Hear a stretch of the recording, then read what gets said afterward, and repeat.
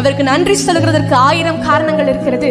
ஆனா வேதத்துல தாவீது சில காரணங்களுக்காக தேவனுக்கு நன்றி செலுத்துகிறார், துதிக்கிறார். அது என்னன்னு மாத்திரம் பார்த்துட்டு நாமும் சேர்ந்து அவரை துதிக்க போகிறோம். சங்கீதம் 30வது அதிகாரம் தாவீது சொல்கிற முதல் காரணம், நீங்க என்ன கை தூக்கி எடுத்தபடினால் நான் உம்மை போற்றுவேன். எதுல இருந்து கை தூக்கி எடுத்தாரு? நான் படுகுழியின் பாதாளத்தில் இருக்கும் பொழுது, வெளிச்சம்னா என்னன்னே தெரியாம இருள்ல இருக்கும் பொழுது, என் கண்கள் கட்டப்பட்டிருந்த பொழுது, என் வாழ்க்கையை விடுவிக்க யாருமே இல்லை என்று சொல்லி நான் கலங்கி நின்று கொண்டிருந்த பொழுது, பாவத்தில் சிக்கொண்டிருந்த பொழுது என்னை அவருடைய கரங்கள் கை தூக்கி எடுத்தது.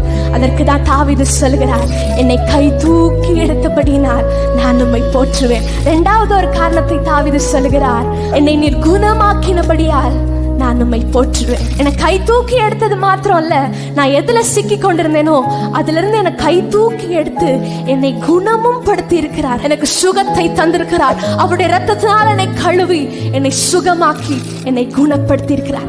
அதற்காக நான் உம்மை துதிப்பேன். 3வது ஒரு காரணத்தை சொல்லுகிறார், நீர் என்னை உயிரோட காத்தபடினால் நான் உம்மை துதிப்பேன். இன்று இதை வைத்து நாம கர்த்தரை துதிக்க போகிறோம். என்னை கை தூக்கி எடுத்தீரே, நான் உம்மை துதிப்பேன். என்னை குணப்படுத்தினீரே, நான் உம்மை துதிப்பேன்.